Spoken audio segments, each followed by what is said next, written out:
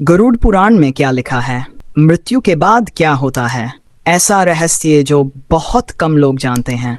नमस्कार दोस्तों, क्या आपने कभी सोचा है कि मृत्यु के बाद आत्मा के साथ क्या होता है? क्या सच में यमदूत आते हैं? क्या सच में स्वर्ग और नरक मौजूद हैं? और सबसे बड़ा सवाल, क्या गरुड़ पुराण केवल मृत्यु के बाद पढ़ा जाने वाला ग्रंथ है या इसके अंदर जीवन का सबसे बड़ा रहस्य छिपा हुआ है? दोस्तों, आज हम बात करेंगे उस ग्रंथ की जिसका नाम सुनते ही लोगों के मन में भय पैदा हो जाता है। एक ऐसा ग्रंथ जिसे बहुत से लोग घर में रखना भी अशुभ मानते हैं। लेकिन क्या आप जानते हैं कि गरुड़ पुराण केवल मृत्यु की बातें नहीं करता, बल्कि ये जीवन को सफल बनाने का भी मार्ग बताता है? आज की इस वीडियो में हम जानेंगे गरुड़ पुराण की वास्तविक कहानी, भगवान विष्णु और गरुड़ के बीच हुए अद्भुत संवाद, मृत्यु के बाद आत्मा की यात्रा, यमलोक का रहस्य, नरक के भयानक वर्णन और अंत में एक ऐसा रहस्य जो शायद आपने पहले कभी नहीं सुना होगा।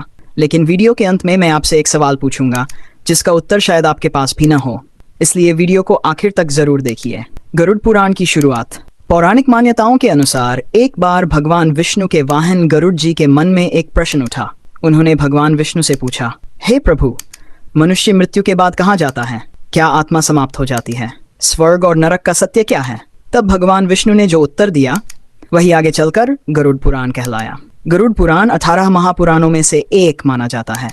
इसमें लगभग 4000 श्लोक बताए जाते हैं। लेकिन आश्चर्य की बात यह है कि अधिकांश लोग केवल इसके मृत्यु वाले भाग को जानते हैं, जबकि इसमें धर्म, कर्म, नीति, भक्ति, ज्ञान, योग और जीवन के अनेक रहस्य बताए गए हैं।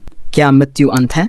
गरुड़ पुराण कहता है, मृत्यु शरीर की होती है, आत्मा की नहीं। जब मनुष्य का शरीर समाप्त होता है तब आत्मा शरीर को छोड़ देती है। जैसे कोई व्यक्ति पुराने वस्त्र त्याग कर नए वस्त्र धारण करता है, वैसे ही आत्मा नया शरीर धारण करती है। लेकिन यहाँ एक रहस्य है। गरुड़ पुराण के अनुसार मृत्यु के बाद आत्मा तुरंत नया जन्म नहीं लेती, उसे पहले अपने कर्मों का हिसाब देना पड़ता है। यही से शुरू होती है आत्मा की रहस्यमयी यात्रा। मृत्यु के समय क्या होता है? गरुड़ पुराण में वर्णन मिलता है कि मृत्यु के अंतिम क्षणों में मनुष्य को अपने जीवन के अनेक दृश्य दिखाई देने लगते हैं। उसके अच्छे और बुरे कर्म उसके सामने आने लगते हैं। कहा जाता है कि यदि व्यक्ति ने अच्छे कर्म किए हों तो उसका अंत शांतिपूर्ण होता है, लेकिन जिसने अधर्म और पाप किए हों उसे मृत्यु के समय अत्यंत कष्ट का अनुभव होता है। इसी समय यमदूत आत्मा को लेने आते हैं। अब यहाँ मैं आपसे एक सवाल पूछना चाहता हूँ। यदि आज आपको पता चल जाए कि आपके पास केवल 1.5 घंटे का समय बचा है, तो आप सबसे पहले क्या करेंगे? इस प्रश्न का उत्तर कमेंट में जरूर दीजिए। यमलोक की यात्रा। गरुड़ पुराण के अनुसार मृत्यु के बाद आत्मा को यमलोक तक पहुंचने के लिए एक लंबी यात्रा करनी पड़ती है। ये यात्रा आसान नहीं होती। रास्ते में कई कठिनाइयां आती हैं। भूख, प्यास और भय का सामना करना पड़ता है। कहा जाता है कि इस दौरान मृतक के परिवार द्वारा किए गए श्राद्ध, तर्पण और दान आत्मा की सहायता करते हैं। इसी कारण सनातन धर्म में पिंडदान और श्राद्ध का विशेष महत्व बताया गया है। कई लोग इसे केवल परंपरा मानते हैं, लेकिन गरुड़ पुराण इसे आत्मा की सहायता का माध्यम बताता है। नरक का भयानक वर्णन। दोस्तों, अब हम पहुंचते हैं उस भाग पर जिसके कारण गरुड़ पुराण सबसे अधिक प्रसिद्ध है। गरुड़ पुराण में अनेक नरकों का वर्णन मिलता है।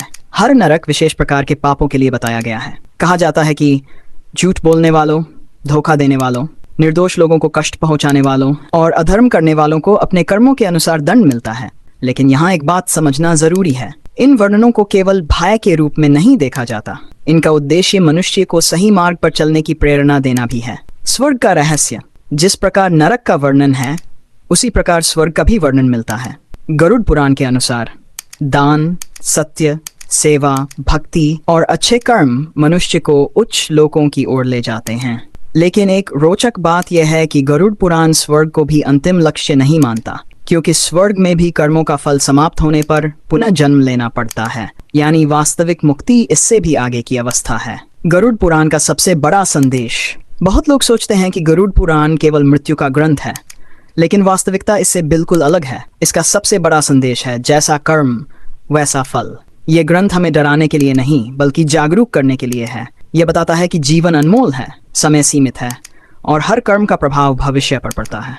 अब सुनिए वह रहस्य जिसके बारे में बहुत कम लोग चर्चा करते हैं। गरुड़ पुराण में कहा गया है कि मनुष्य स्वयं अपने स्वर्ग और नरक का निर्माता है, अर्थात केवल मृत्यु के बाद ही नहीं, बल्कि हम अपने कर्मों द्वारा इसी जीवन में भी स्वर्ग और नरक का अनुभव कर सकते हैं। यदि मन में शांति है, जीवन में धर्म है और कर्म पवित्र हैं, तो यही संसार स्वर्ग बन सकता है। लेकिन यदि मन में लालच, क्रोध, घृणा और अधर्म है, तो वही संसार नरक जैसा प्रतीत होता है।